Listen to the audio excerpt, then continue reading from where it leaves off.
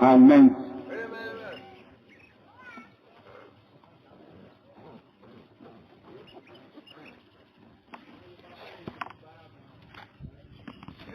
Faut juste pour vous asseoir un peu, puis on va lire un peu du passage.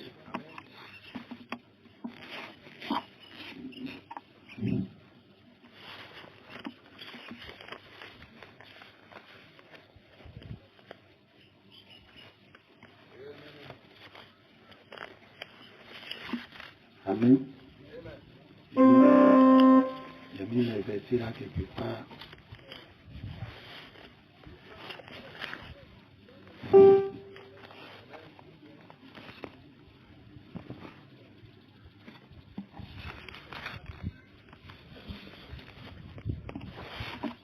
On va prendre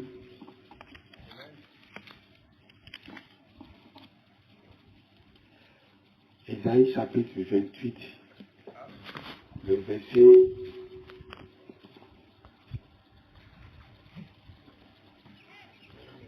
Ésaïe chapitre 28, le verset 8 à 13. On va te tenir debout.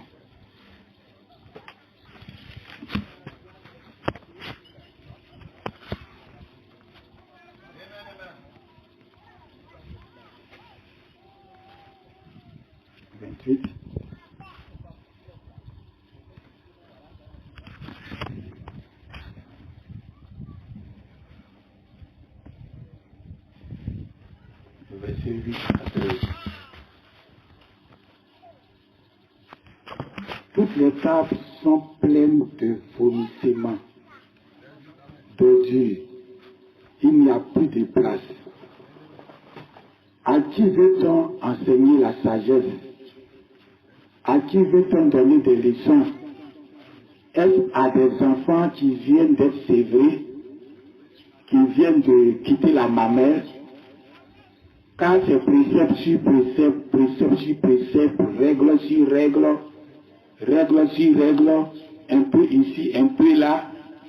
Eh bien, c'est par des hommes aux lèvres balbutiantes et au langage barbare que l'Éternel parlera à ce peuple.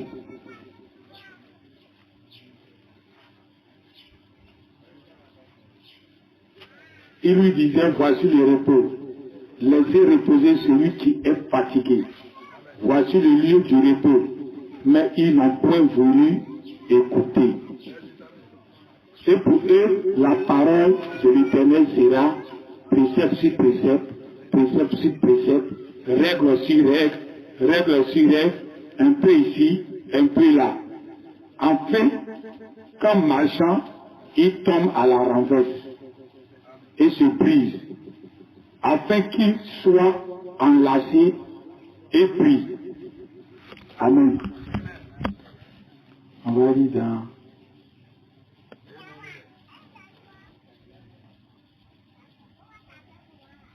1 Corinthiens, chapitre 10, le verset 1 à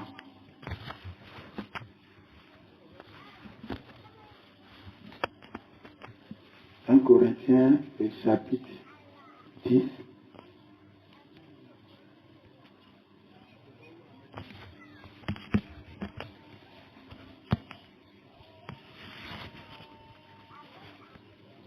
Excusez-moi, je ne maîtrise pas la Bible qui est dans le portable du révérend. Pour moi, là, ta maladie s'est aggravée hier nuit. Tous les clients sont devenus du noir, donc il n'y a plus de solution. Dans 1 Corinthiens, chapitre 10, le verset 1 à 7.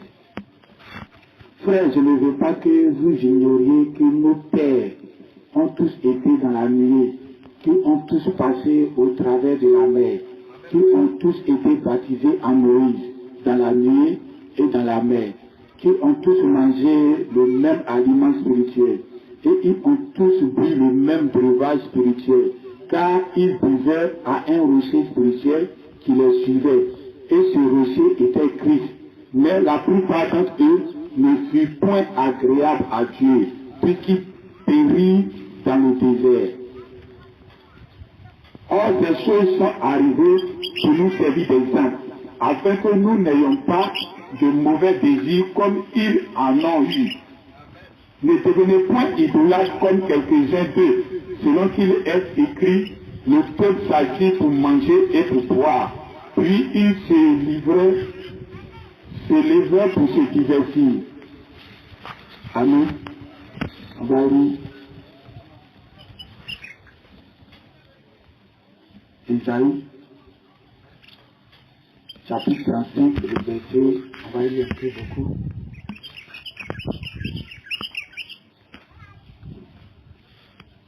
Isaïe, chapitre 35, le verset 4. Peut-être qu'on ne va pas tout toucher. Vous-même, quand les versets sont lus, vous pouvez compléter ça à la maison si on n'a pas touché. Dites à ceux qui ont le cœur troublé, prenez courage, ne craignez point. Voici votre Dieu. La vengeance viendra. La rétribution de Dieu. Il viendra lui-même et vous sauvera. Amen. On va lire en même temps Proverbe. Proverbe, chapitre 11, le verset 22.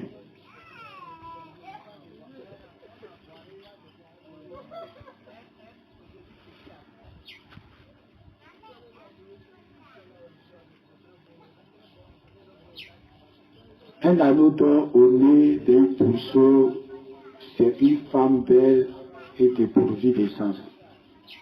Un anneau d'or au nez d'un pourceau, d'un porc, je pense que c'est ça, porc-pourceau, c'est une femme belle et dépourvue d'essence.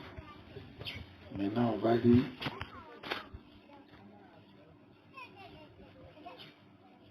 dans Nadia, Isaïe 28. Isaïe 28. Donc, on va lire Nombre. Nombre chapitre 20, le verset 7 à 12.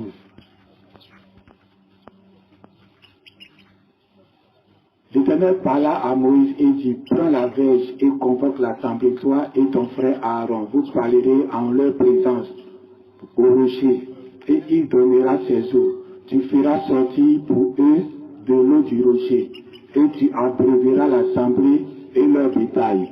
Moïse prit la verge qui était devant l'Éternel, comme l'Éternel lui avait ordonné. Moïse et Aaron convoquèrent l'assemblée en face du rocher. Et Moïse leur dit, écoutez donc, rebelles, est-ce de ce rocher que nous vous ferons boire, nous vous ferons sortir de l'eau? Puis Moïse leva la main et frappa 2 fois le rocher avec sa verge. Il sortit de l'eau en abondance. L'assemblée but et le bétail aussi. Alors l'Éternel dit à Moïse et à Aaron, parce que vous n'avez pas cru en moi, pour me sanctifier aux yeux des enfants d'Israël, vous ne ferez point entrer cette assemblée dans le pays que je le lui donne. Amen. Maintenant, 1 Corinthiens, je crois que c'est l'avant-dernier. 1 Corinthiens,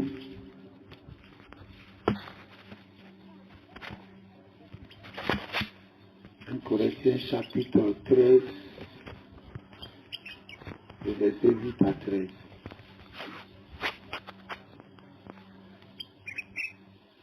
Corinthiens, chapitre 13, le verset 8 à 13. Ok. La charité ne périt jamais. Les prophéties prendront fin.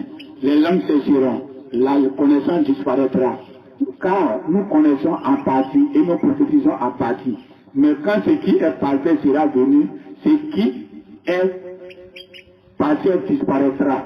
Lorsque j'étais enfant, je parlais comme un enfant, je pensais comme un enfant, je raisonnais comme un enfant. Lorsque je suis devenu comme homme, j'ai fait disparaître ce qui était de l'enfant. Aujourd'hui, nous voyons au moyen d'un miroir, d'une manière obscure, mais alors nous verrons face à face. Aujourd'hui, je connais en partie, mais alors je connais peu comme j'ai été connu. Maintenant, donc, ces 3 choses demeurent la foi, l'espérance, la charité, mais le plus grand, c'est la chose, le plus grand de ces choses, c'est la charité. Ok, maintenant, le dernier verset, c'est Marc 16. Et tout le monde connaît ça par cœur. Marc 16, le verset 15 à 19. Puis il leur dit, allez par tout le monde et prêchez la bonne nouvelle à toute la création. Celui qui croira et qui sera baptisé sera sauvé. Mais celui qui ne croira pas sera condamné. Voici les miracles qui accompagneront ceux qui auront cru. En mon nom, ils chasseront les démons, ils parleront de nouvelles langues, ils saisiront des serpents, ils boivent quelques breuvages mortels, ils ne leur feront point de mal, ils imposeront les mains aux malades et les malades seront guéris. Le Seigneur, après leur avoir parlé, fut enlevé au ciel et il s'agit à la droite de Dieu. Amen. Pour s'asseoir.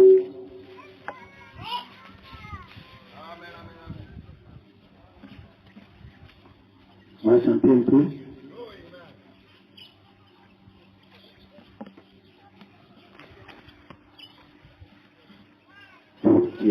Et sachez fatigué, venez à moi. Je vous donnerai du repos.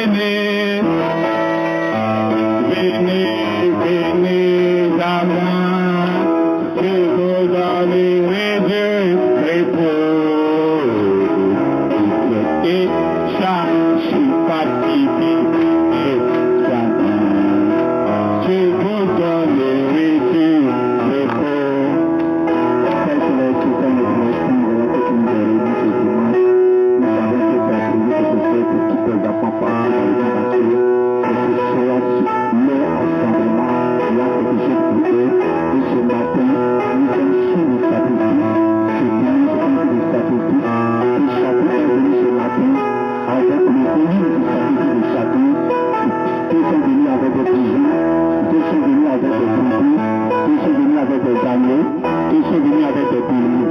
Nous sommes rassemblés aujourd'hui ce dimanche pour offrir ce sacrifice-là à Jésus du sabbat, à Jésus du repos. Sois béni éternellement parce que nous savons que nous n'allons pas retourner comme nous sommes venus. Tu comprends tout ce que nous avons dit, c'est à toi de nous les donner maintenant à chacun de nous, dans le nom de notre Seigneur Jésus-Christ. Amen. Amen.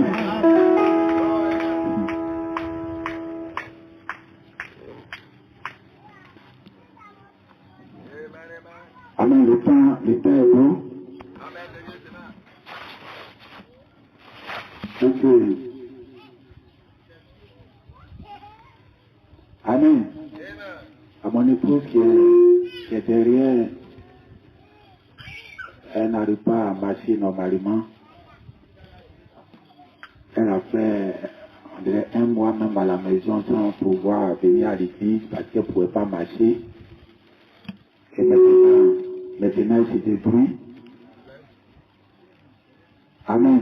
Et les gens vont se poser des questions comment la femme du pasteur a des problèmes pour marcher comme ça dans la rue, pour venir à l'église et tout ça. Et vous devez savoir que quand Satan veut frapper, il ne peut pas atteindre l'homme, c'est la femme qui l'atteint. Quand Satan lime tous ses armements contre le pasteur qui est le berger, quand il est fâché, très fâché, et qu'il tire tous ses missiles, la personne que ça peut gagner, c'est sa femme.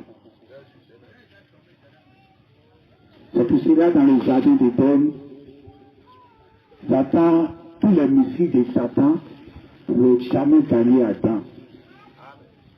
Mais c'est sa femme.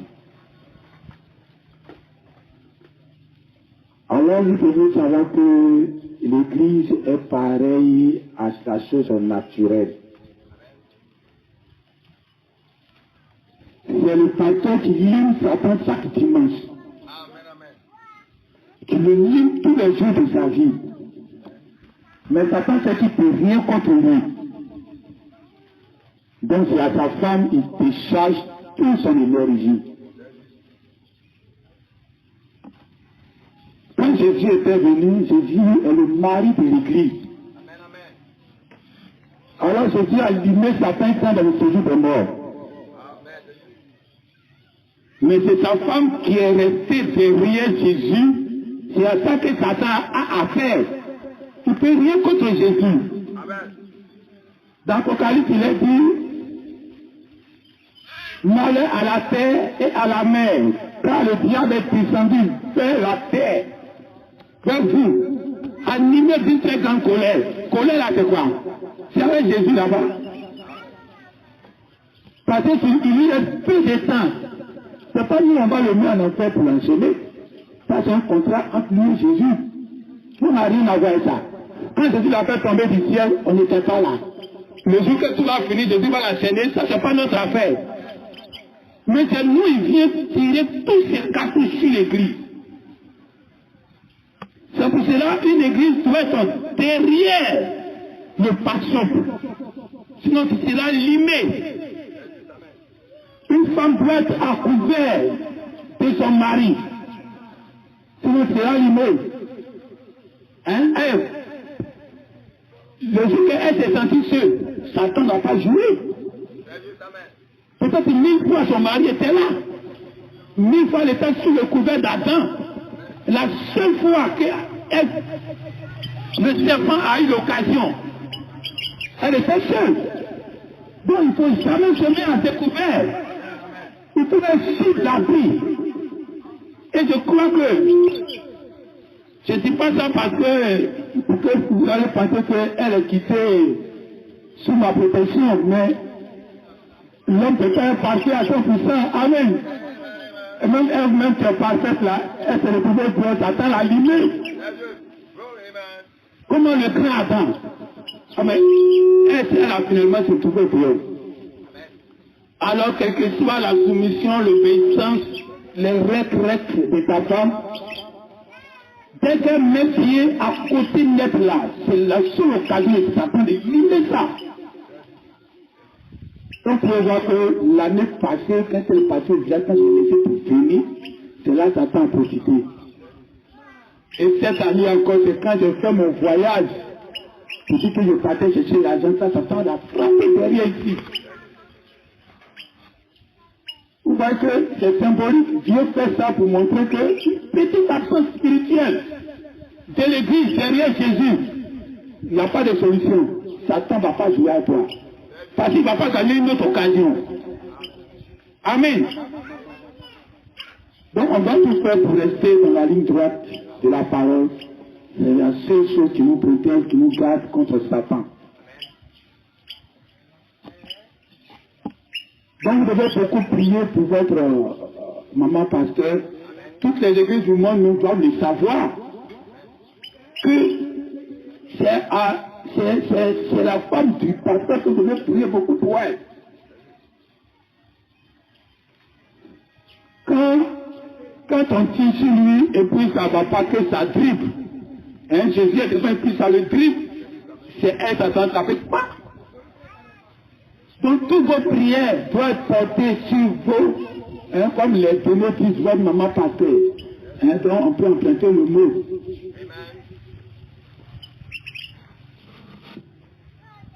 Je crois que il y a le frère qui me soutiennent beaucoup, de tantôt d'une façon ou d'une autre. Mais je tire le chapeau à deux frères. Un frère qui est rétrograde et puis le révérend. Parce qu'actuellement, je ne dis pas d'être fort. Hein? Une équipe de football, vous pouvez toujours être fort là. Vous n'avez pas gagné de coupe. Hein? Il faut des génies. Dans une équipe, s'il y a un génie dedans, c'est cette équipe-là qui gagne. Vous tous pouvez être fort. Oh, tellement nous ne sommes pas dans le monde des forts. Nous sommes dans le monde des génies, des créateurs, de ceux qui inventent. Amen. Donc, actuellement, dans la situation où vous passez, si vous êtes fort, ça ne peut pas. Vous devez être des génies. Pour chaque fois, il y a toujours une solution. Il y a toujours une invention, il y a toujours une création. Amen. Et je crois que pour moi, ça va. Mais la chère, votre maman pasteur, si vous la rendez visite au moins une fois par semaine. Vous devez le faire parce que elle a satisfait beaucoup de choses, beaucoup d'avantages, beaucoup de choses qu'elle peut faire. Et même souvent, quand elle fait moi, je la bloque. Et donc, une vie sacrifiée. Parce que quand tu es devant quelque chose, c'est pas pareil quand tu n'es pas devant. Tu sacrifies beaucoup de choses. Et elle peut être réconfortée par l'amour de ses enfants. Là, elle est réconfortée dans ce sacrifice-là. Donc, au moins, c'est pas la puissance, l'argent, c'est pas de ça on parle. Au moins, la visite, au moins une fois par semaine. Au moins une fois par semaine. Hein? Donc, vous devez faire l'effort. Amen. Vous savez, les choses naturelles pour les spirituels. Quand tu apprends les trains, les métros, ils prennent beaucoup d'hommes. Mais il ne faut pas monter dans les airs. L'avion, il a une quantité qu'il peut prendre par rapport au métro, qui peut prendre beaucoup plus. Mais l'avion, lui, il arrive à monter dans les airs sa quantité. Donc, plus on doit monter, plus le monde doit diminuer. L'avion aussi, parce qu'il a beaucoup d'hommes, il ne peut pas tout monter. La fusée, tu vas beaucoup plus loin si c'est toi, c'est 2 places, 3 places. Il ne faut pas prendre beaucoup d'hommes. Parce qu'il va très très loin. On nous sommes au temps de la fusée. Donc on voit la quantité de places dans la fusée, puis il faut comparer ça à ton église. Si tu as la place d'un métro, il faut te dire que c'est que je ne monte pas. Il faut que ça soit clair, il faut que tu ne montes pas. Si tu as la quantité de places qui est dans ton église au vaut pour avion, c'est que tu montes. Les gens du message qui ont accepté même la voie de la tente, tout ça, ils montent. C'est les avions. Mais quand on regarde dedans, il y a trop de place. On ne peut pas prendre tout cela pour aller sur la lune. C'est pas possible. Même quand ils sont à fabriquer, ils veulent faire un monde là-bas sur la lune. Si on a fait des avions adaptés comme des taxis, ça ne prend pas beaucoup d'hommes. Tu n'as pas beaucoup d'hommes, tu vas rester dans les nuages là. Amen. Donc la fusée doit être identifiée à l'église qui va percer là où l'être humain n'est jamais arrivé. Ou quand tu arrives là-bas, tu poses ton drapeau, tu piques ça. Ça c'est mon territoire. Amen. Et quand chacun monte, chacun a son territoire. L'Amérique était la plus grande puissance. Bon, on peut dire ça ou bien est. Parce que tellement on est en bataille. Et il est parti là, piqué tout. Il dit que ça, tout ça, c'est pour moi. Donc la Chine aussi est partie piquer pour lui, la Russie, tout cela, chacun a piqué. Donc c'est comme ça, il y a l'espace au ciel. Que chacun doit aller piquer sa portion au ciel. Vitamine. La portion qui a été donnée à Branham, c'est parce qu'il est monté en haut. Il a piqué sa portion. C'est une grande portion. Il faut monter plus haut aussi. Dieu va dire, je donne ta portion. Amen.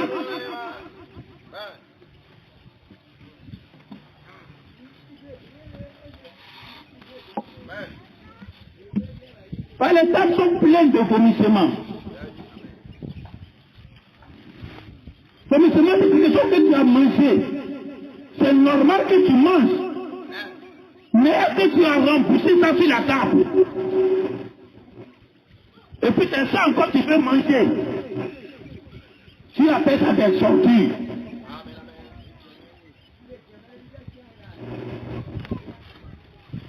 Les enfants d'Israël, il y avait un rocher qui les suivait. Étant dans le désert, chaque fois qu'ils marchaient, ces rochers surnaturels se déplaçaient avec eux.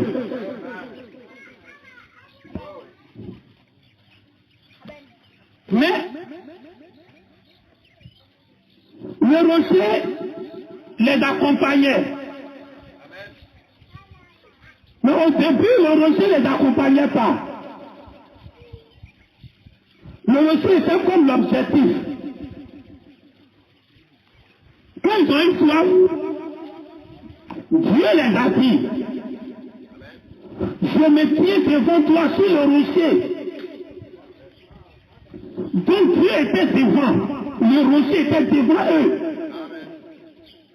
Donc au départ, le rocher était un objectif. Dieu était devant le peuple d'Israël là sur le rocher. Et il dit à Moïse, viens frapper le rocher. L'arrivée c'était dans le rocher se retrouvait derrière, en train de les accompagner. Amen. Donc quand tu vois le scénario, comment Jésus, Dieu s'est placé dans le désert, et puis sur le rocher, devant eux, et la fois qui vient après, il dit le rocher les suivait, les accompagnait. Alors on voit qu'il y a deux dispensations. Voici ton Dieu. Ton Dieu arrive. Mais ton Dieu, c'est ton objectif. Le peuple d'Israël était dans le désert, était en Égypte, était en Israël, et Dieu a mis le rocher devant. Il dit ton Dieu arrive. Et ce Dieu-là a été identifié à quelque chose de palpable. Amen.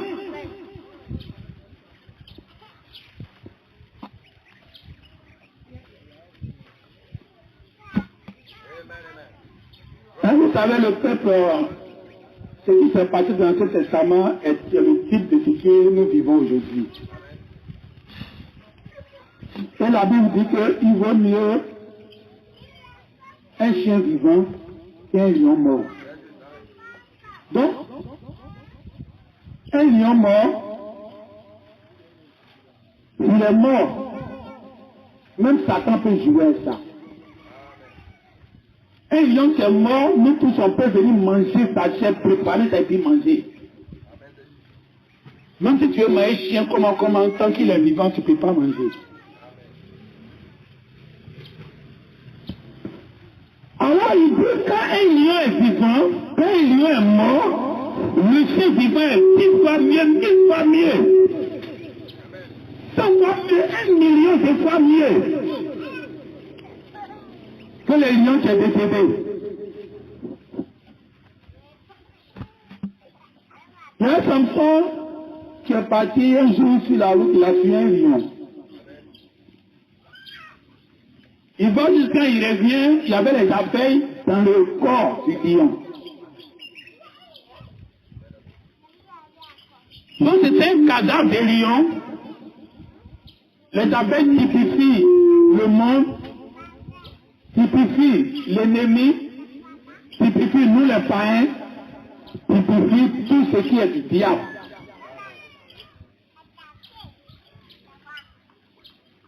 Alors quand Jésus était venu, il était le lion qui est venu. On va laisser d'abord Jésus. On va prendre le peuple d'Israël.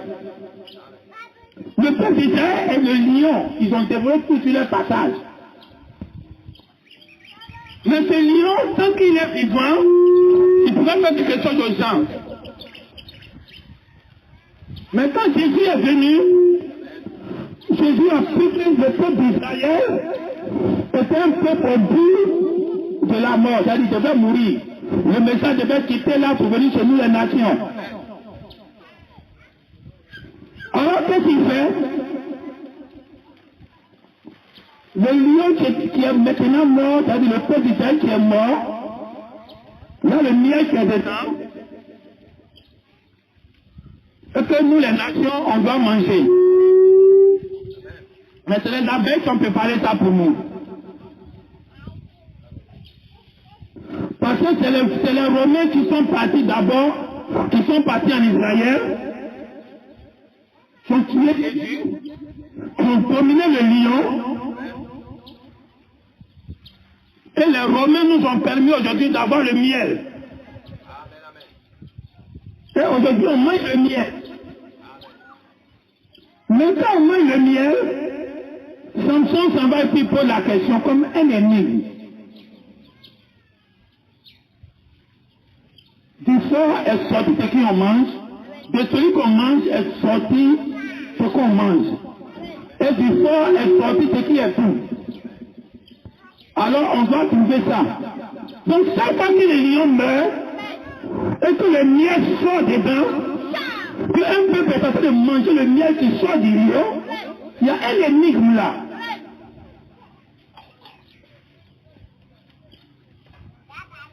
Quand Jésus était venu, Jésus est le mari de l'église. Il est aussi notre lion. Même si le lion vient après, mais en tant que le mari, même Dieu même qui est venu, c'est le lion. Alors quand le lion est mort, le message est venu chez nous les nations.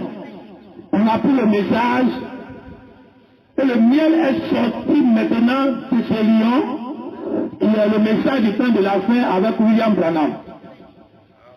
Alors un énigme va sortir chaque fois que tu mets le miel.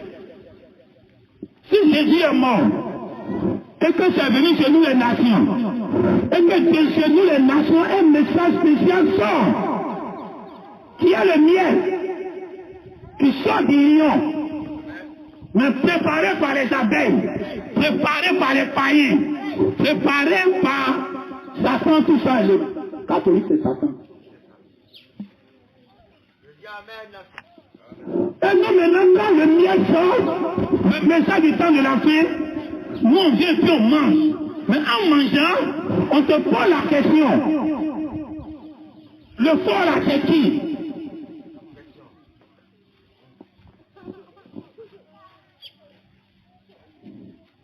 On a un témoin de la fin encore. Là, Jésus est revenu maintenant sous son ampleur million maintenant. Donc, il est le lion de la tribu de Juda. Alors, il vient en vengeance. Donc, il est venu sous l'emblème des lions. Alors, le message du temps de la fin, c'est le lion. Mais encore, il doit mourir. Maintenant, quand il est mort, le message est toujours sur nous. Tout le monde est en train de prêcher le message, même les païens, même les hommes qui ne vont pas aller au ciel, ils voient le message. Et ils prêchent ça. Et au fur et à mesure, jusqu'à ce qu'on arrive, il y a le miel encore qui doit sortir de ce message-là.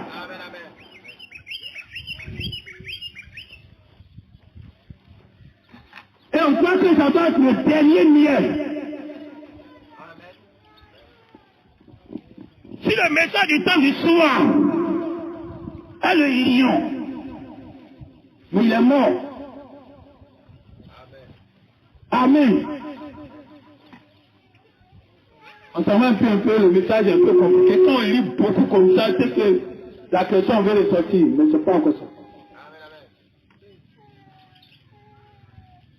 Dans le jardin d'Éden, Dieu a dit à Adam d'aller manger de cette table. Mais cette table, on n'allait pas manger.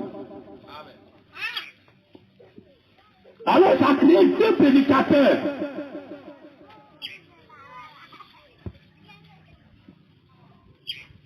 Amen.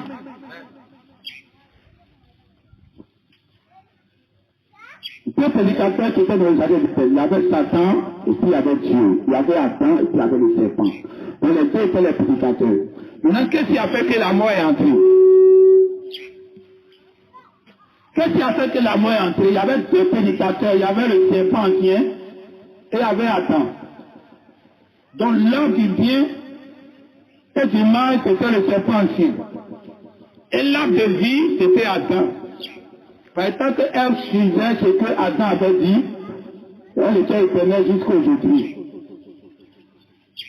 Maintenant, les deux prédicateurs, qu'est-ce qui fait qu'un a envoyé la mort et puis un envoie la vie? Parce que nous sommes dans le temps où on doit vivre de façon éternelle. Et cette semaine, nous avons fait un sens où on était dans la vie comme ça, ici à Saint-Salé. Et puis c'est comme si on trace un chemin pour entrer dans l'éternité. Et je fais, et puis je reviens. C'est-à-dire quand je vais, ça laisse une trace comme une nuée blanche qui laisse la trace. Et c'est comme si je pouvais aller loin, mais le temps de devoir aller loin n'était pas encore arrivé. Donc je viens un peu et puis je reviens. Mais les gens devaient croire ce que je faisais. Et bizarrement, c'était les musulmans qui croyaient. Les musulmans qui sont à garder le Coran. Dans le sens, c'était eux qui croyaient. Qui croyaient ce que nous étions en train de faire et que les gens ne croyaient pas. Oui, mais si les messieurs demain, pourquoi c'est les musulmans qui croient? Ce sont les musulmans. Amen. Alors il y a deux prédicateurs dans les années d'Éden. Comment l'autre envoie la vie et comment l'autre envoie la mort? Jésus a dit, voici les miracles qui accompagneront ceux qui auront cru en mon nom. Ils chasseront les démons. Amen. Mais la Bible nous dit, quand le pasteur finir. Tout ce qui est partiel va disparaître. Amen. C'est partiel. Les témoins, c'est partiel. Et le nouveau monde là-bas, ils n'auront pas les témoins. Tu vois quoi est ça? C'est partiel. Pour guérir malade, c'est partiel.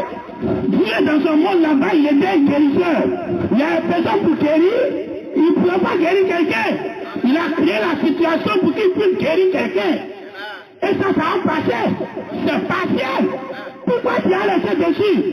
L'apôtre Paul déjà est en train de prophétiser que quand le pasteur va venir, ce qui n'est pas éternel là, ça va passer. Va disparaître. La connaissance à moitié va disparaître. La connaissance des bébés va disparaître. Dites amen. Parce que Jésus était d'abord né. Quand on lit dans l'Ancien Testament, on dit précepte sur précepte, précepte sur précepte. On parle d'un bébé à la mamelle. Dites amen. 3 étapes de Jésus. Jésus qui est né d'abord dans la crèche, et on vient l'adorer, il est encore à la mamelle. C'est l'Ancien Testament, c'est le bébé au lait. Dites amen. Et la deuxième sortie de Jésus, c'est quand il avait 12 ans, où il voyait clair maintenant, où il savait qu'il est venu pour accomplir une mission, que ce n'est pas ses parents qui sont là, que ses parents sont dans l'invisible. Dites amen. Ça c'était la deuxième attitude. Le Nouveau Testament, que Jésus lui-même était venu pour accomplir. On va l'apprendre maintenant, il parle. Il dit, quand je suis enfant, là je n'ai plus ma mère. Dites amen. Le bébé à la mamelle est passé. Nous sommes au temps des enfants. Donc un enfant de 12 ans, il est en train de parler en langue, il est en train de prophétiser, il est en train de guérir les malades. Dites amen. Mais la parole dit, ça va passer. Parce que je dois devenir un homme. Dites amen. Et l'homme de Jésus, où Jésus est sorti à 30 ans, c'est le ministère qui est là maintenant, c'est le ministère du temps du soir, c'est au temps des Branham, quand le livre de la rédemption est descendu, c'est ça que Jésus a pris. Il a commencé son ministère à but. Dites amen. 3 dispensations. Donc Jésus n'a pas choisi de sortir à 12 ans au hasard. C'est ça pour montrer aux gens que je suis venu faire quelque chose, mais je n'ai pas encore arrivé. Il est parti encore se soumettre à son papa, à sa maman. Il allait s'asseoir, faire comme avant. Amen. Alors on doit grandir. Mais il dit un bébé à la maman. Précepte sur précepte. Précepte sur précepte. On va tuer les moutons. On doit aller le jour du sabbat. Le samedi. On doit faire ceci, on doit faire cela, on doit lapider les femmes, on doit faire ceci. Il y a beaucoup d'ordonnances que Moïse avait données. Hein? C'était ça l'ordonnance. Trop de préceptes là, il y a trop de règles à suivre. Mais Isaïe l'a dit, comme la parole l'a dit, que tout ça là, ça va passer. Parce qu'il y a un objectif encore qui vient. Il y a la pierre de fête encore qui vient. Ça, c'est ça votre pierre de fête. Dieu était sur la montagne, au sommet de la montagne, et puis il a donné les préceptes sur préceptes, règles sur règles. Donc c'était la pierre de fête. Ils sont sortis de l'Égypte. Dieu dit, non, quand aller m'adorer dans le désert, c'était ça. Amen. Mais il fallait qu'ils vont dépasser. Le peuple de là dépasser le rocher. Et c'est le rocher maintenant qui les accompagnait. Ils ne faisaient plus rien le rocher. Mais c'est le rocher qui voulait quelque chose à elle maintenant. Dites amen. La dispensation a changé. Mais les gens ne veulent pas changer. Moïse, quand ils sont arrivés à la frontière maintenant du pays promis, Dieu dit ok, voyez le pays. Vous voyez le pays. Maintenant les choses vont changer. Vos comportements doivent changer. Dites amen. Votre manière de voir les choses vont changer. Il dit à Moïse, le peuple a soif, non? Prends ton bâton. Dieu l'avait dit, prends ton bâton. C'est-à-dire que le bâton n'était pas dans la main de Moïse. Il était déposé peut-être dans le temple là-bas. Mais il va chercher la verge. Moïse et Aaron, les deux ont cherché la verge. Mais dans leur tête, la Vierge a un rôle à jouer. Dites amen. Oh, la Vierge n'a plus de rôle à jouer. En ce temps de la fête, où Malachi 4 est venu pour restaurer la Vierge, pour restaurer le bois, pour restaurer la souffrance. C'est pas ça qu'on a besoin. Dites amen. Dieu qui va chercher, c'est dans ta main. Dieu arrive devant le rocher. Il dit parle. Mais pourquoi Dieu, au premier action, il dit prends ma verge et puis frappe. J'ai frappé. Lui est sorti. Arrivé un temps, j'ai déposé le poids là dans le temple. J'ai déposé. Maintenant, si tu trouves qu'il doit parler au rocher, pourquoi tu me dis qu'on allait chercher la verge? Je suis là, priant. Dis-moi directement, va par le rocher. Et le rocher donne l'eau et puis les gens boivent. Mais tu me fais parcourir peut-être le temple, je ne sais pas où. Moi et Aaron, on s'en cherchait. On sait plus que le bois va jouer rôle. Dites amis, pour la restauration, que Malachi 4 a fait, les discriminations de pensée, les miracles, la restauration, les gens avaient proposé le bois, il est parti rechercher le bois. Et les gens se disent, mais si Malachi 4 a fait tout ça là, c'est que le tueur de Branham, il doit faire la même chose. Amen. Mais là, il se dit qu'il ne faut pas faire la même chose. C'est aussi qui s'accompagne. Et là, il dit, voici les miracles qui accompagneront ceux qui auront cru. Voilà, il a fini son ministère. Mais quand ils étaient venus maintenant, les gens de Jean-Baptiste, je vais demander à Jésus, c'est toi ou bien on doit attendre quelqu'un d'autre? Il dit, les aveugles voient, les morts ressuscitent, les gens sont guéris partout, leur bon évangile est prêché. C'est ça la prière de quête. Depuis Isaïe, il a dit, votre Dieu, dont leur Dieu était le Dieu des miracles. Dites amen. Vous connaissez ton Dieu. Quand il va venir la guérison de la sous ses ailes, il va faire assez de miracles. C'est ça, votre Dieu. Votre Dieu arrive. Il va voir la guérison. Les sous vont entendre. Les boiteux vont marcher. C'était le Dieu des miracles. Amen. Alors c'était le roi qui était en face. Et Dieu disait à Moïse, viens frapper, je suis devant. Et le peuple est arrivé, ils ont vu le frapper Jésus, Jésus a fini de donner son nom. Quand il a fini de donner son nom, maintenant, le peuple a dépassé le rocher. Et il dit maintenant, le rocher, le Dieu, qui était votre Dieu, il est maintenant derrière. Il va vous accompagner. Amen. Alors on a dépassé ça. On a dépassé le Dieu des miracles. On a dépassé le Dieu des prodiges. Et puis, on est devant qui les derrière et puis nous suit. À ce qu'ils nous suivent, si on a soif, ils nous donnent pas. Le rocher était derrière eux. Mais quand ils avaient soif, ils s'en veulent pas et puis ça tombe. Mais c'était plus ça leur objectif. Amen. Alors, quand l'apôtre Paul dit, là maintenant la version change. La version change. Dans Isaïe, on dit précepte sur précepte. Donc ça va passer et le repos arrive.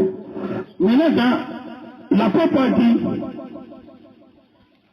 le parfait viendra, tout ce qui est partiel disparaîtra. Quand j'étais enfant, je parlais comme un enfant. Maintenant que je suis devenu un homme, je fais disparaître des choses qui sont de l'enfant. Alors c'est comme l'apôtre nous parle, que les parfaits étaient avec eux, mais quand le parfait viendra, c'est comme si l'accomplissement de toutes choses sera au rendez-vous. Amen. Maintenant le parfait, c'est quoi? Le parfait. J'ai posé la question à Branham, le parfait. C'est quoi? Quand le parfait viendra. Et Branham dit, au commencement était la parole. La parole était avec Dieu et la parole était Dieu. Il dit, il ne peut pas avoir plus parfait que Dieu. Donc le parfait, c'est la parole. Dites amen. Donc quand la totalité de la parole est ça, c'est ça le parfait. Donc quand eux, ils étaient encore dans la marche, au temps de Paul, ils étaient encore imparfaits, parce qu'il y avait beaucoup de vérités que Dieu avait gardées. Que c'est quand l'un d'Apocalypse va arriver, qu'il va révéler cela. Alors qu'il révèle que la totalité de ce que Dieu veut donner à la terre, il vient maintenant. Or, à leur temps, Dieu avait encore gardé. Ils étaient encore dans l'imperfection. Quand Jésus avait 12 ans, il avait commencé le travail, mais ce n'était pas encore parfait. Il était encore un enfant.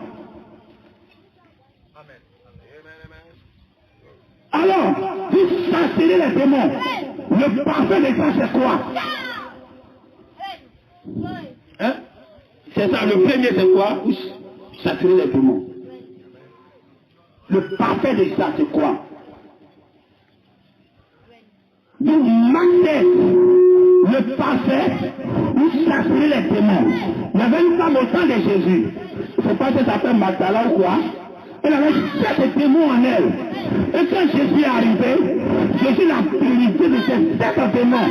Qui était le type de l'église qui allait arriver, qui avait 7 démons. Dites amen. Il n'y a pas plus grande puissance que quelqu'un qui vient, peut-être de percer la parole, et pour les avoir les types, la foi arrive, la vertu, la tempérance, la patience, ça c'est la plus grande puissance. Ça c'est le parfait. Il n'y a pas une plus grande que cela. Vous savez, subir à ce qui est grand. Hein? Parce que comment ça se passe? Hein, sur la terre ici, les végétariens vivent longtemps. Et puis ceux qui mangent bien dans les poissons là, et ils meurent vite. Mais quand tu fais que les végétariens vivent longtemps, le fait de manger feuilles seulement. Ça c'est parce que les vertus qui sont dans les feuilles là, il y a la longévité dedans. Mais c'est un secret au fait. Est-ce que dans le jardin dedans, il y a deux prédicateurs? Le serpent ancien et puis Adam. Donc un qui apportait la mort et puis un qui apportait la vie. Non, pourquoi un apportait la mort? Parce que lui, le lien, l'esprit qui était en lui, c'était l'esprit de Satan. Et Satan. Satan ne fait pas éternel. Satan c'est un esprit de temps, un esprit de période. Un esprit qui n'est pas éternel. Un esprit que Dieu a fixé le jour qu'il va mourir. Il va disparaître. Hein? Donc c'est que tu manges là, que tu deviens. Il te l'a mangé Satan. Oh, Satan n'est pas éternel. Donc si tu vas mourir, tu ne seras pas éternel. Hein? Mais Adam, quand tu manges la parole d'Adam, oh lui qui était en Adam, lui il est éternel. Donc quand tu manges la parole d'Adam, tu deviens éternel, pas à cause de ce que tu manges, mais à cause de celui qui est derrière ça. Il est éternel. C'est ça que tu reçois. Quand les gens mangent les feuilles, pourquoi ils vivent longtemps? Et quand tu manges la viande, pourquoi tu meurs vite? Est-ce que la viande on tue? Donc on n'a pas tué pour ne pas manger. Mais tu vas manger quelque chose qui est déjà mort. C'est que tu vas mourir. Hein? On est gauche, il est mort. Et puis tu vas manger quelque chose qui ne vit plus. Pour moi que toi-même tu ne vas plus vivre. Hein? Où est-ce qu'il est? Hein? On va aller un peu. Hein? Puis tu manges quelque chose. La viande là. Avant de manger une viande quelconque, c'est que l'animal est mort, on l'a tué, il est décédé. Et en mangeant cela, l'âme de l'animal, s'il en a un, l'esprit de l'animal, il est reparti. Et puis tu es en train de manger ça, oh c'est que tu manges ce qui te vient, donc tu vas forcément mourir. Mais les végétariens, quand ils pensent qu'ils vivent longtemps, et qu'ils vont venir aujourd'hui, ils coupent la tomate, ils coupent l'aubergine est dans ta sauce, mais ta plante est encore là, en train de prisonner. Tu manges la banane, le bananier est encore là. Tu manges la menthe est encore là. Tu manges des choses qui vivent encore. Tu les liens, c'est une longue vie. Ils ne sont pas encore décédés. Ils ont encore la vie. Tu manges quelque chose qui a encore la vie. Tu t'amènes. Donc c'est un vie spirituel. Ça veut dire que tu mets quelque chose qui est mort, pour te dire que forcément tu vas mourir. Alors de façon spirituelle, pour que tu vas vivre éternel, sans passer par la mort, tu ne dois pas manger quelque chose que tu as dépassé. Dieu a dit à Moïse, comme vous ne m'avez pas respecté, vous n'avez pas cru en moi, pourquoi je ne crois pas en Dieu? Hein? Si je ne savais pas que le meilleur macotec, quelqu'un qui vient s'arrêter, ou que quelqu'un vient s'apprendre de toi, il n'avait pas les sept vertus, il avait les sept démons, comme la femme avec elle, et puis finalement, les sept vertus sont gravées en lui, c'est plus grave, 1000 fois plus grave, que dériver quelqu'un d'un démon. Pour qui de dériver n'a aucune vertu dans mon enfer. Amen. Alors on va prendre à ce qui est parfait. C'est ce qu'il a dit dans Hébreux 6. On va prendre à ce qui est parfait. Lorsque le parfait arrive, on doit plus considérer tout ce qui n'est pas parfait. Parce qu'il est déjà derrière nous. C'est une pierre de fait qui est déjà derrière nous. Mais ça nous accompagne. Amen. Alors, si après ça il dit quoi? Vous saisirez les serpents. On va saisir les serpents. Mais Dieu va faire quoi avec ton serpent que tu vas saisir là? Hein? Tu n'es pas un magicien qui se promène avec un serpent au cou pour montrer qu'il a un serpent dans sa main, il joue avec. Vous saisirez des serpents. De façon spirituelle, tu vas avoir le contrôle, la domination. Tu vas dompter les animaux, pas les animaux physiques. Les démons, tu vas les dompter. Dites Amen. Dieu a dompté Satan. On a dit Dieu a dompté Satan. Satan c'est un animal sauvage. Mais Dieu l'a dompté. Hein? Et les animaux indomptables. Mais il y a des êtres humains qui arrivent à dompter même les animaux indomptables. Même les lions, si tu es fâché, tu vas les dompter. C'est un animal. C'est plus supérieur que lui. Si tu veux, tu peux dompter même le lion, l'animal le plus féroce. Tu peux le dompter. Dieu a dompté Satan. Satan c'est un animal sauvage, mais Dieu l'a dompté. Aujourd'hui, il a compris tout ce que Dieu lui demande de faire. C'est Amen. Il est domptable. Les démons sont domptables. Les démons vont accomplir sa volonté. Comme il a accompli la volonté de Dieu, tu vas les servir et tu vas les contrôler comme un magicien qui a un serpent au cou, et puis le serpent l'obéit. Toi, tu contrôles le serpent ancien qui est Satan lui-même. Tu vas le dominer. Tu peux l'envoyer où tu veux. Tu peux le maîtriser où tu veux. Tu peux dire à Satan, tu ton orteil, mais ne touche pas l'autre orteil. Et Satan va obéir, tu l'as dompté. Amen, amen. Dites Amen. Un animal sauvage, on ne peut pas dompter, tu peux lui dire ça. Mais tu peux dompter. Parce que Dieu t'a donné la domination sur tout ce qui existe. Donc si on va attendre au meilleur macotèse, c'est quand Jésus était arrêté là, il a regardé un fou qui était possédé des légions de démons. Et quand il est arrivé devant le fou, il a dit, les démons l'ont reconnu. Ils ont dit, pourquoi tu dois nous déranger? Avant même le jour que ta fille n'arrive, il faut nous mettre dans le port. Et puis on va partir. Dites Amen. C'était une domination qu'il avait sur tous les animaux. C'était très féroce. Mais devant lui, il était domptable. Ce monsieur, il était sur un cimetière. Et sur ce cimetière-là, on dit les gens ne pouvaient pas passer là-bas. Il terrorisait tout le monde. C'était un animal féroce, ce monsieur-là. Mais quand Jésus était arrivé, il a dompté tous les esprits qui étaient en lui. Dites Amen. Pourquoi toi tu vas prier? Il faut laisser les démons tranquilles. Tu foutent le moins pas, laisse-les tranquille. Nous sommes arrivés à un niveau où les gens vont reconnaître leur miette et puis ils restent tranquilles. Hein, c'est que tu critiques, c'est ce que tu deviens. Hein? Si tu veux prier beaucoup, pour qu'il y ait un miracle, tu vas obéir à ça. Tu vas prier, il aura un miracle. C'est ce que tu as choisi. Quand Moïse est parti, il a pris son voix. Tu as dit de parler. La Bible, il a tapé 2 fois. Même son corps Élie a fait. Pourquoi est-ce qu'il a tapé la première fois? L'homme ne voulait pas sortir. Ce n'était pas la parole de Dieu. Dieu refusait de faire sortir l'eau. Je ne dois pas le taper 2e fois encore. Où est le Dieu de mon, où est le Dieu de mon père? Et Dieu me suivait de son alliance. Et il a laissé couler l'eau en abondance. Tu vas insister dans ce message du temps du soir. Les gens ont tellement insisté qu'ils ont commencé à faire des miracles. Ils ont tellement tapé. Ils ont commencé à guérir les gens. Mais c'est pas ça que Dieu t'a demandé. Dieu dit, quand il a fini de faire tout ça, Dieu dit que tu ne m'as pas obéi. Tu es un incrédule. Amen. Amen. Il ne faut pas taper.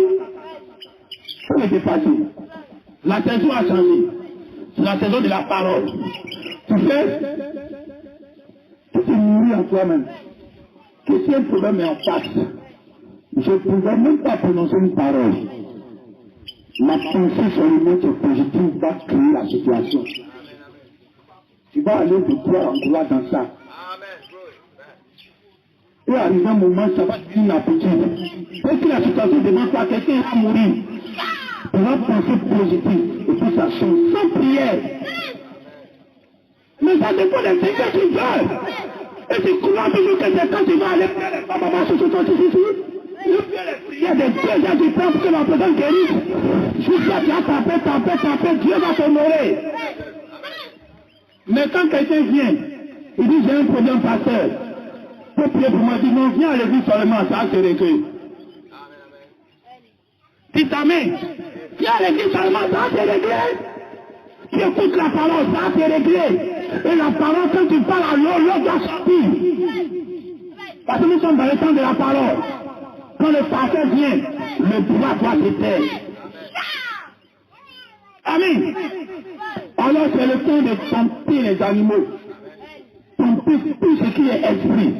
Quand tu l'as dompté, il n'y a plus de palabres. Quand tu l'as dompté, tu sais que ce qui fait la terre bébé.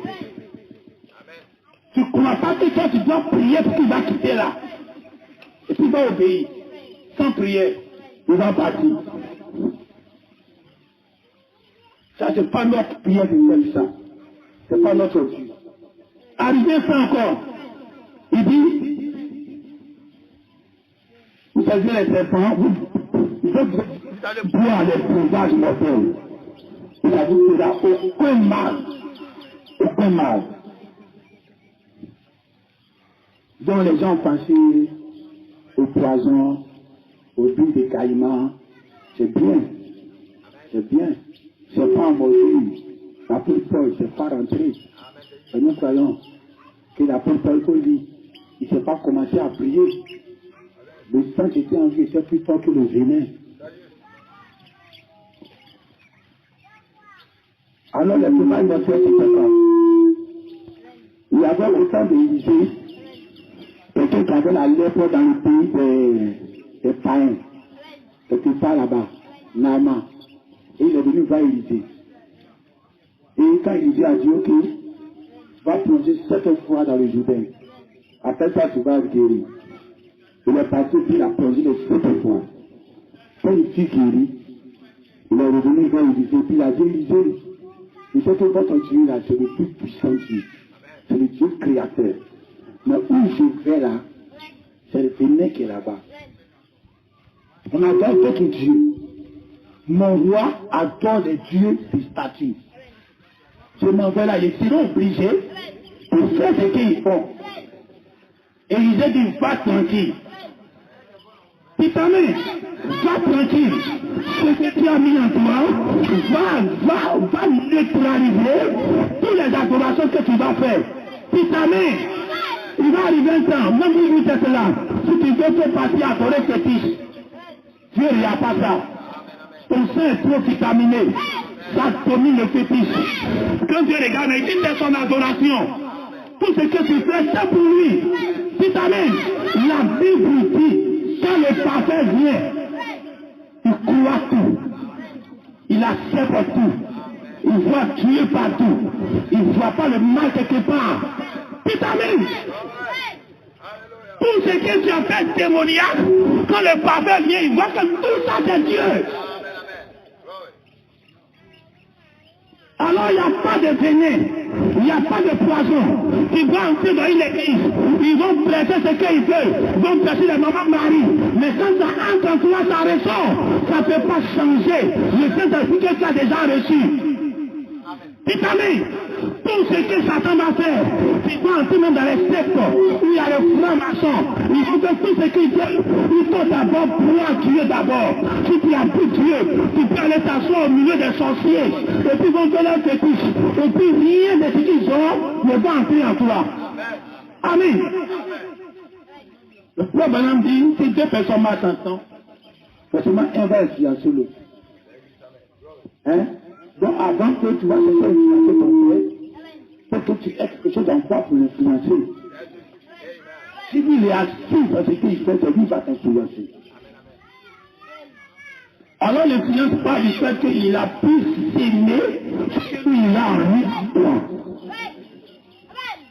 Mais quand tu vas marcher comme un chrétien, quand le Saint-Esprit entre en toi, tout ce que Satan peut faire, tout ce que... Voilà pourquoi, amen. Comme on a dit une fois, Dieu a dit animaux pour enlever tout ce qui n'est pas normal de rester dans l'homme. Et spirituellement, Dieu a été le plus dans les habits. Parce que ça existe spirituellement. Alors si le chrétien, il peut boire des breuvages de paix. Il peut boire tout ce qui est purification spirituel. Ça entre en lui, et puis ça n'a pas de place. C'est que Dieu a prévu quelque chose qui est là-bas, qui purifie ça. Alors la meilleure chose pour un chrétien aujourd'hui, c'est que tu sais que tu as le pouvoir sur tout ce qui se passe. Rien ne peut entrer en toi et changer ta nature, changer ta destinée, changer ta croyance. Et en fait, ce que tu as, tu l'es commis. Tu dois savoir que tu peux entrer partout, accepter tout, même écouter tout. Amen. C'est ça, si vous buvez les sauvages mortels, ça ne vous fera aucun mal. Quittez dans les éléments naturels, montez dans le parfait. Et après ça, il dit encore Max 16, il y a quoi encore après ça? Ils parleront de nouvelles langues. Amen. Mais les gens, ils doivent savoir que, pour ne pas mourir, il faut manger quand la sauce est encore en vie. Je préfère manger un chien qui vit encore que de manger une autre qui vit plus. Je vais mourir. Tous ceux qui mangent le message, on a des gens qui se disent que la source de vie qui se balade, ils sont morts, on va les enterrer. Même s'ils vont au ciel, ils seront enterrés. Parce que si tu vis, si tu vis éternellement, tu dois manger ta nourriture dès le vivant. Il dit, voilà pourquoi. Et il a dit, l'éternel est vivant, ton âme est vivante. Quand ça arrive à ce niveau, ton âme est vivant, l'éternel est vivant. Je ne te lâcherai point. De toute façon, tu es vivant, c'est comme ça que je vais prendre. Amen. Je ne prends pas pour moi, tu es mort. Je prends pour moi, tu es vivant. Si tu écoutes les ventes, c'est la preuve que tu vas manger un cadavre. Il faut être un végétarien qui mange quelque chose qui vit encore, qui respire encore, qui est encore debout sur pied, et puis tu manges. Vous parlerez de nouvelles langues. Le jour de Babel, à la suite de Babel, qui est descendu pour comprendre les langues. Donc la meilleure façon pour Dieu de comprendre les langues, c'est ça pour donner de nouvelles langues. n'existait pas sur la terre. Donc la langue d'origine était là, et puis il a ajouté des milliers de langues dans le peuple. Donc ils ont commencé à parler de nouvelles langues. Dites amen. Et ces nouvelles langues ont créé la puissance. Les choses naturelles typifient les spirituels. Je dis, je ne suis pas venu pour unir, mais pour que je vais séparer la mère de sa fille, le papa de son fils, le frère de son frère. Pourquoi? Parce qu'ils vont parler de nouvelles langues. Quand Jésus était venu, son langage était différent. Les gens ne pouvaient pas comprendre. C'était une nouvelle langue. C'est le langage des Hébreux. Voici quelqu'un qui vient, il parle d'un autre ethnie. Les gens ne comprennent pas. Pourquoi le tuer? Quand ils l'ont tué, la nouvelle langue là, ça s'est communiqué dans les sangs d'eux. Vous pouvez pas le même langage que Jésus. Oh, les pharisiens étaient là, et Jésus savait un autre langage. Vous savez, ce langage, ça envoyait un conflit, ça envoyait la confusion. Alors ils devaient se battre. De nouvelles langues, parce qu'à chaque fois, Dieu va envoyer de nouvelles inspirations. Puis il envoie le livre de l'Apocalypse, il a prévu qu'un jour, le langage va changer. Lui en Jésus va changer. Lui la Bible va changer. Dit qu'on a mangé fruit, ça a changé. On va aller à l'enlèvement, ça a changé. On ne va pas croire tout ce qu'on va aller de la même façon. L'autre qui croit en Jésus seulement, il s'en va au ciel. On dit que ça ne suffit pas. On doit croire en Jésus, il faut croire en ce message du temps de la paix pour que tu ailles au ciel. Et aujourd'hui encore, ça a changé. Même si tu crois en ce message du temps de la paix, ça ne suffit pas. C'est un nouveau langage encore, le milieu du message. Et ça crée la confusion, ça crée un conflit. Et le frère se divise à cause de la nouvelle langue. Quand il y a une nouvelle langue, ils ont la confusion. Ne soyez pas étonnés. Non, pourquoi dans le message encore comme le chant de la sœur? Ah, on est confus encore, pourquoi c'est arrivé comme ça encore? Mais c'est normal. C'est quand une nouvelle langue vient, ça crée la division, ça crée la confusion dans le peuple, et le peuple ne sait plus où il est, parce qu'un nouveau langage vient de descendre, c'est en train de scinder un peuple pour aller quelque part. Et quand il parle, c'est comme si ça complétait les autres. Amen. Alors vous devez parler ce nouveau langage. C'est ce nouveau langage que Dieu vous donne aujourd'hui. Quand il vous donne une pensée supérieure à tous ceux qui sont dans vos générations, qui croient le message, vous allez vous asseoir, vous parlez différemment. Vos langage est différent, vos manières de penser est différent. Ça c'est la nouvelle langue, plus supérieure que parler en langue. Amen. Alors si Dieu va t'accompagner, Dieu veut t'accompagner. C'est tout ça, ça finit. Parlons de nouvelles langues et pourquoi encore? Puis amen. Ils ont posé les mains aux malades et les malades seront guéris. Non, actuellement, si tu ne fais pas ça, tu n'as pas accompli marche 16. Hein? Mais il n'y a pas une grande guérison. Hein? Tu sais, le frère Branham, au temps de Branham, il tenait les pensées. Mais on peut appeler ça bébé pentecôtiste. Non, enfant de plus en pentecôtiste.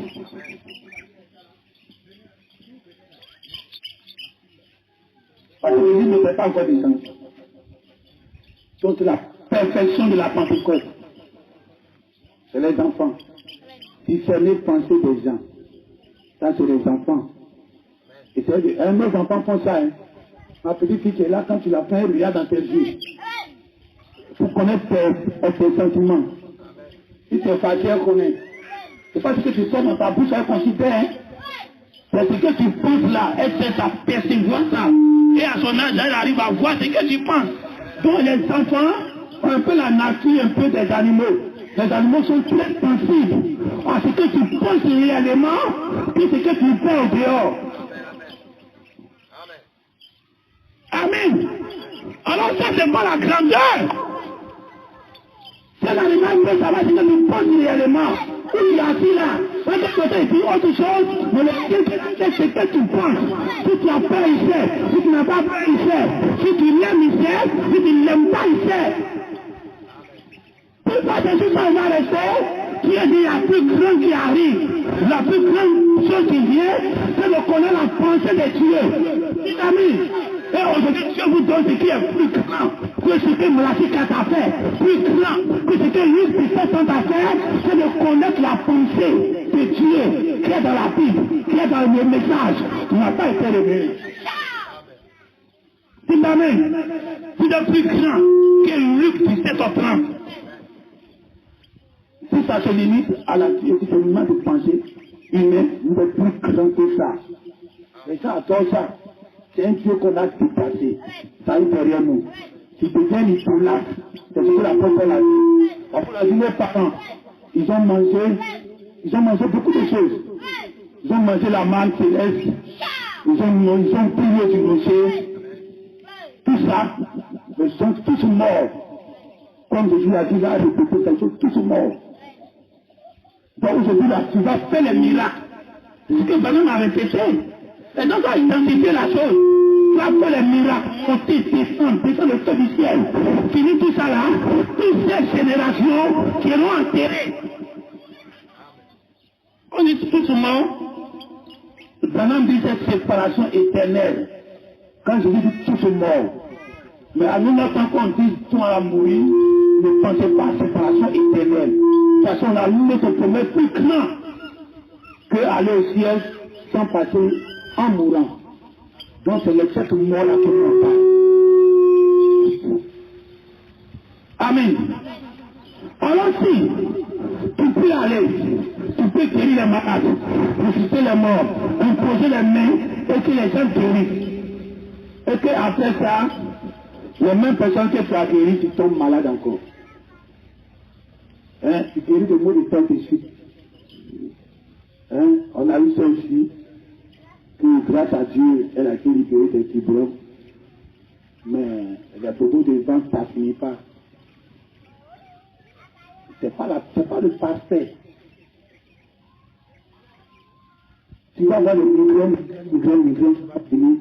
On va prier et les migraines vont partir. Maintenant, 2 mois, 6 mois, tu reviens encore, j'ai mot de tête. C'est pas le parfait. Or, la petite dit quand le parfait viendra, la meilleure façon d'imposer les mains à quelqu'un pour qu'il guérisse spirituellement, c'est quand Dieu envoie les saints qui restaient, ils sont la main de Dieu. La Bible dit, lui qui marchait dans les 7 chandeliers, il tenait dans sa main droite les 7 étoiles. Les 7 ailes de l'étoile dans sa main droite. Et nous savons que la main typifie les 5 ministères de Dieu, que c'est les Éphésiens qui ont ça. Et c'est ces Éphésiens-là qui vont poser les mains à l'église. On va voir dans cette partie que il y a les 5 ministères qui vont passer l'église. Il n'a pas parlé des messagers prophètes. Il dit les 5 ministères qui vont passer l'église. Une église est parfaite, une église accomplie, c'est elle qui va au ciel. Amen. Hein, Dieu dit dans Proverbe, un porc qui a un anneau au nez, c'est comme une belle femme, mais dépourvue d'essence. Hein? Donc, anneau au nez, ici, le roi Salomon, le sage, a typifié ça en la beauté. En la beauté. Il dit, l'anneau au nez d'un porc signifie une belle femme dépourvue de sens. Donc, dépourvue de sens, c'est porc. Et l'anneau au nez, c'est la beauté. Alors, Dieu doit venir chercher son église. Il doit chercher une église parfaite. Une église parfaite. Comme belle. Comme la Bible dit, elle s'est parée pour son épouse. Pour son épouse. Et elle s'est parée de tout ce qu'elle peut pour recevoir son mari. Mais la beauté, pourquoi ça arrive dans son nez? La beauté pouvait se trouver dans ses chevelures, pouvait se trouver dans quelque part ailleurs. Mais pourquoi dans son nez? Hein? Dites amen. Le fait qu'Adam a aimé sa femme, c'est parce qu'il a trouvé une lettre qui a même nature que lui. Sinon, quand il s'est promené pour nommer les animaux, il a croisé la serpent ancienne. Hein, la serpent ancienne. Hein, la femme du serpent ancien. Elle est jolie. Si pour son mari ressemble à l'homme, et la femelle maintenant. Mais pourquoi Adam n'a pas aimé? Parce que c'est la beauté là, comme Dieu dit que, le prophète dit que Dieu l'a créée parfaite, une femme plus parfaite, elle est cheveux qui lui tombent dans son dos. Vous pensez que c'est ça qui a éclaboussé le cœur d'Adam? Il a vu ça aussi sur la serpent ancienne. Mais ça n'a pas effrayé. Ça, ils n'ont pas la même nature. Dites amen. Quand il s'est levé, il n'a pas dit, voyez, beauté de ma beauté, visage de mon visage, oreille de mon oreille, nez de mon nez. Il a dit, voici, chair de ma chair, os de mes os. Amen. Dieu, il s'est représenté en sa nature. Alors la beauté de Dieu, ce qui peut faire que Dieu va quitter au ciel, venir par l'église, c'est pas ta chevelure. La première église avait la chevelure ici. Dieu n'est pas venu chercher cette église-là. Hein? Elle n'avait pas encore la beauté accomplie, mais elle avait tout sur elle. Mais il y avait une seule chose que Dieu attendait de voir, c'est de voir sa nature se refléter dans l'église. C'est-à-dire que même si la première église n'avait pas la nature de Dieu, elle avait la nature de Dieu, mais elle n'avait pas la nom au nez. Dites amen. C'est ça la beauté que Dieu regarde. La beauté chez Dieu, c'est quand tu as ton anneau au nez, quand tu as l'éternité, quand ta révélation ne va jamais terminer. C'est ça la beauté de Dieu. Dieu est éternel, il veut que son église soit éternelle. Quand l'église est descendue, elle n'est pas éternelle, Dieu ne peut pas venir chercher une telle église. Dieu est mortel. On ne sait ça pourquoi. Hein? Quand tu t'en fais une femme, hein? C'est pas la beauté qu'il faut regarder. Hein? Elle est jolie, tu peux mettre la mariée en même temps, et puis 1 an, 2 ans, elle est décédée. Et puis quelque chose, tu deviens le plus malheureux de tous les hommes. Il serait mieux même que tu ne t'es pas marié. Ou bien c'est une femme. Tu penses que c'est un homme, tu peux me marier, tu vas dire qu'il y a à l'extérieur, la carrosserie trop jolie, l'argent. Et puis tu ne maries pas. 2 ans, 3 ans, pas. Mais ce n'est pas ça la beauté. Dieu ne peut pas prendre une épouse, ou il va te prendre aujourd'hui, et puis tu mets, et puis il reste au seul. Il devient encore célibataire. Il vaut mieux qu'il devienne célibataire. Depuis le premier âge, l'église est venue, elle n'est pas éternelle. Dieu ne peut pas faire une telle église. Mais cet âge, Dieu ne peut pas prendre. Dieu attend sa beauté, qui est son critère, qui met au nez la respiration éternelle. Alors le jour-là, quand tu gagnes ça à ton nez, Dieu dit, tu deviens cher. Et ma chère, os de mes os, c'est l'éternité qui voit en toi. Il est éternel, tu es éternel. On peut vivre ensemble, on va tirer ensemble, mais ce n'est jamais fait, si tu n'as jamais fait. On se tenir debout.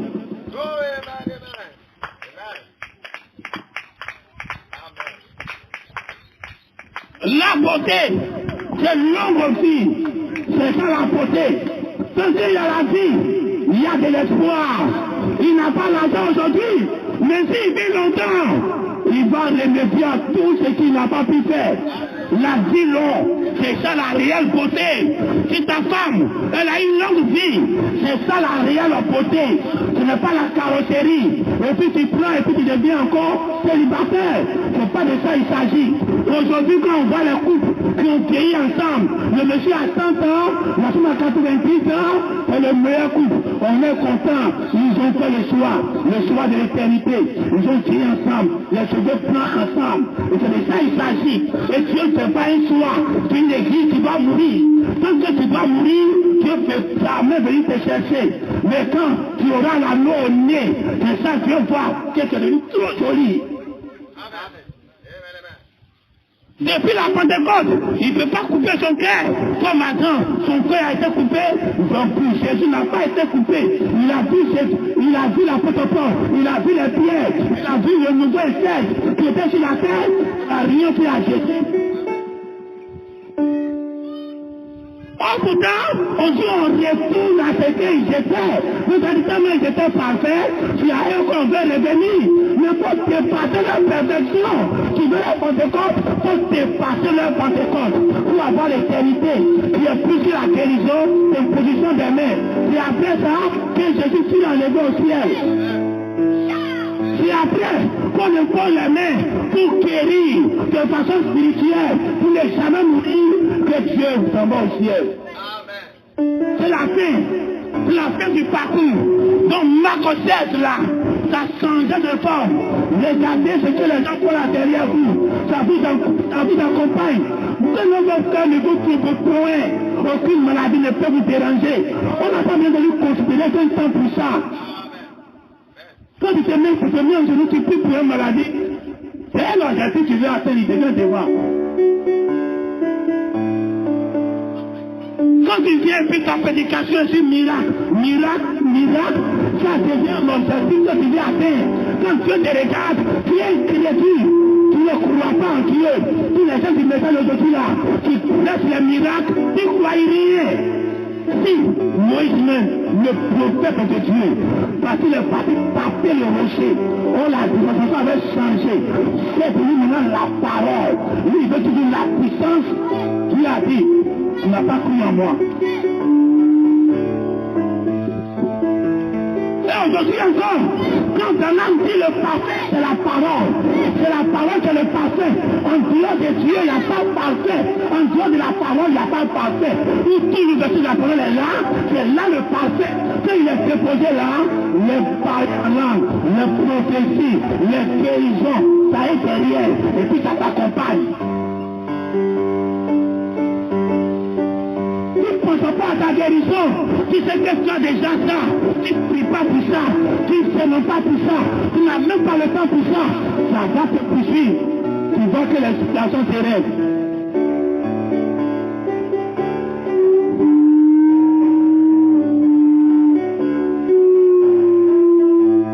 De façon naturelle, un homme aîné doit travailler. Donc quand tu es là travailler, tu ne fais rien d'exceptionnel. C'est quelque chose de normal qu'il fait.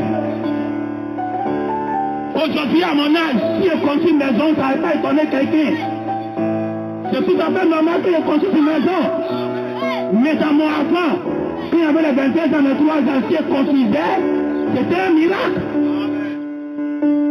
À un niveau de la vie, c'est le plus un miracle. À un niveau de la vie, c'est un miracle.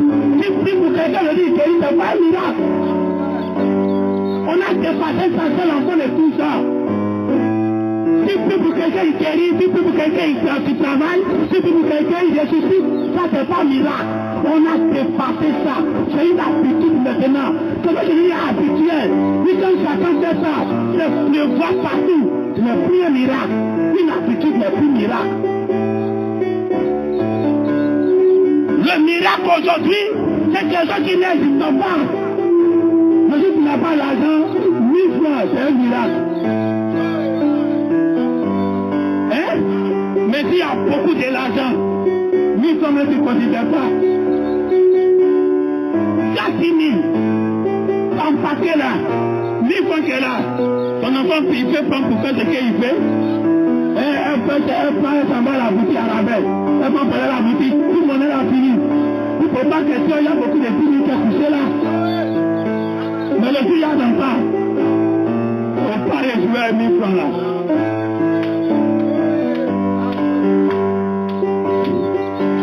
Alors qu'on est dans l'abondance. L'abondance est là. On n'a plus de choses à te soucier. Tu n'as plus quelque chose pour toi. On peut considérer les miracles sont partout. Ça je sais partout. Ça te poursuit. Même quand tu penses, ça arrive. Ta pensée te guérit aujourd'hui. Tellement que c'est vêté là. Ta pensée te guérit. C'est tellement naturel que ta pensée fait ça rapidement. Mais ce qui est devenu difficile, c'est que c'est vivant et immortel. C'est ça qui est le plus grand miracle que Dieu nous donne aujourd'hui. Dieu, le Dieu de l'ouverture de la parole, c'est lui qui est devant et puis on est derrière. C'est ça que le 24 vieillard, quand la nuit a brisé les seaux, il a révélé les secrets, ils se sont prosternés. Puis voici le Dieu qu'on doit adorer. Ceux qui ne faisaient pas les choses, on ne se mettait pas en genoux. Ceux qui ne voulaient pas la vie, on ne se met pas en genoux. Il a fait les miracles, le lion de la tribu de Juda, il a vaincu. Ils ne se sont pas mis en genoux pour adorer.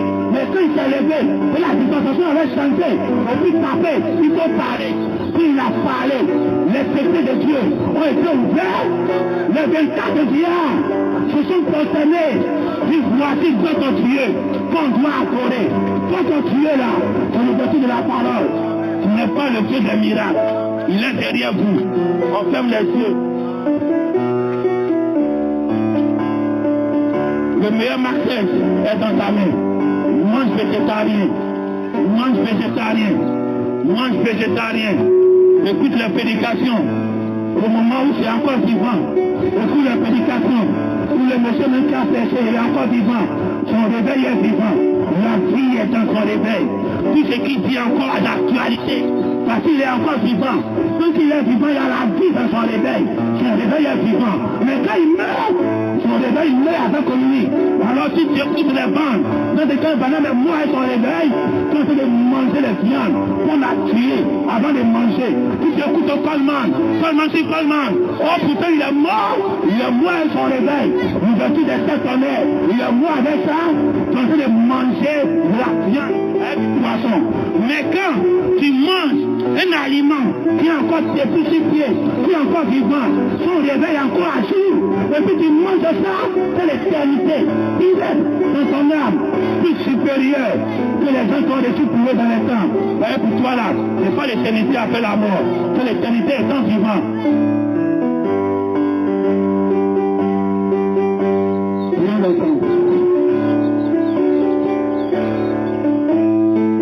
Père, tu ne veux pas laisser aller seul. Tu nous accompagnes. Mais tu dis, mais tiens devant toi. Alors continue de marcher.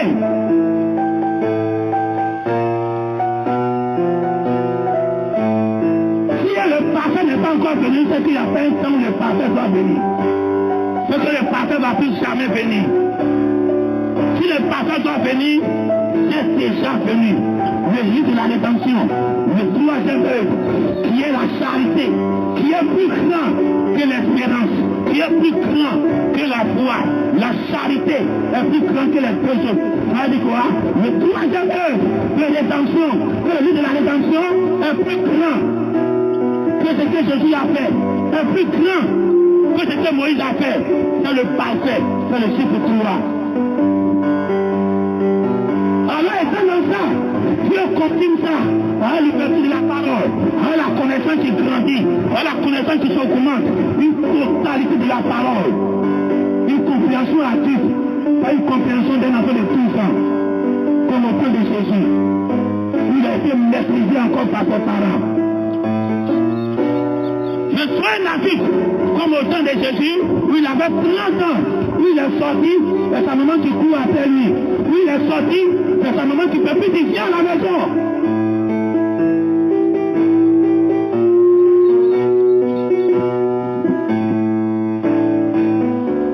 Alors Dieu te donne la meilleure portion qu'il a réservée en ce temps de la fin.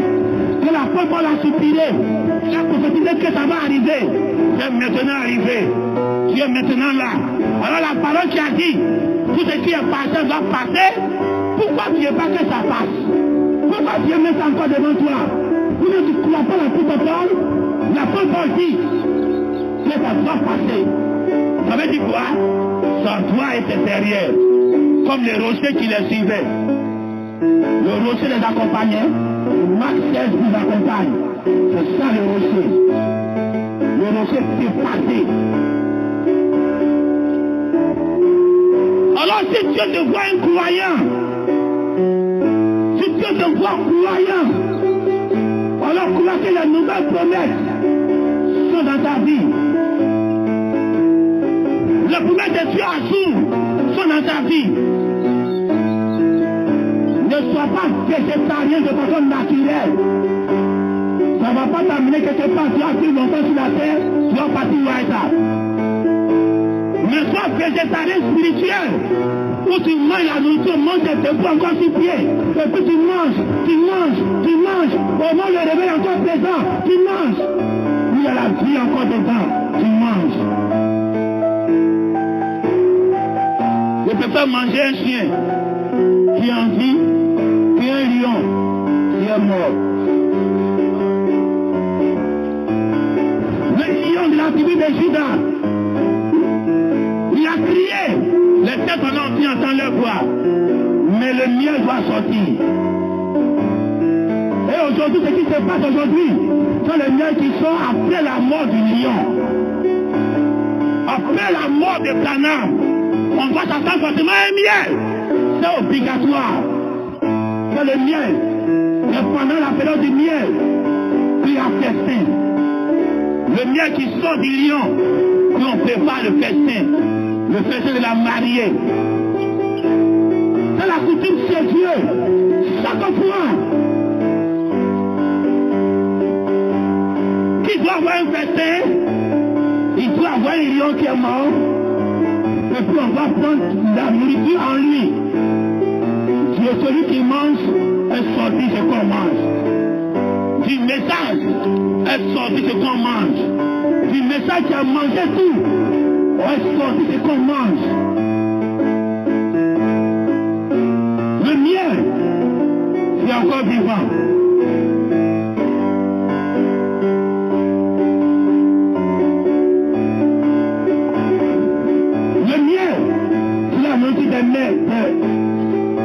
Des reines, je pense. Alors si toi, tu dois vivre longtemps, comme la reine la veille, tu dois manger cela.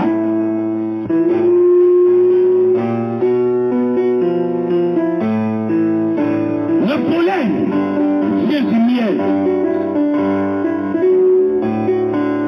Mais c'est une qualité supérieure.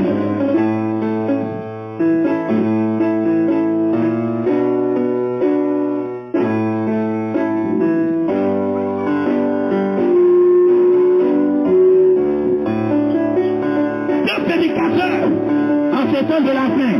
Il y a un qui prêche, mais l'onction qui est derrière là, c'est l'onction de la mort. Mais il y a un qui prêche, l'onction qui est derrière là, c'est l'éternité. Ce qui a semé la mort, c'est parce que quelqu'un qui était mortel était là prêché. C'est tout. Ce qui sème la vie, c'est parce que quelqu'un qui est derrière qui prêche là, il est éternel. C'est ça qui est éternel. Alors l'éternité a fermé sa porte. L'éternité a fermé sa bouche. Mais à partir de ce temps où le livre de la rédemption est descendu, l'éternité passe directement dans la chair humaine. Et le même que le prédicateur, c'est le tout dans le message. Le prédicateur qui titule la mort et le prédicateur qui titule l'éternité.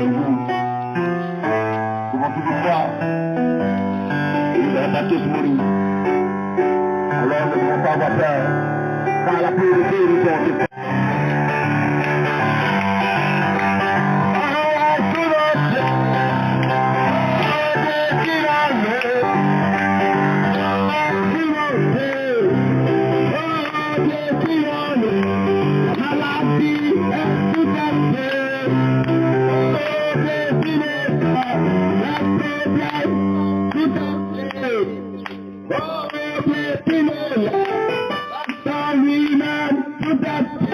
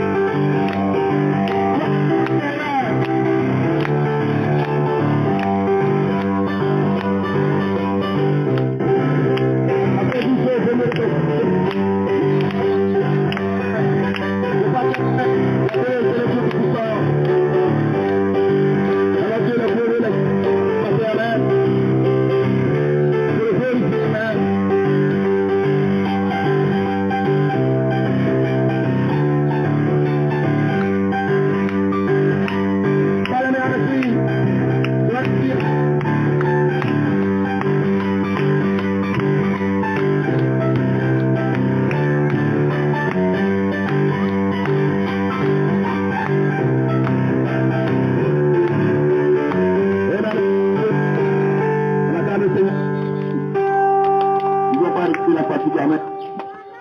Amen, au dimanche, je dis à Dieu, amen, amen. On va venir, amen, pour nous donner les annonces, amen. On attend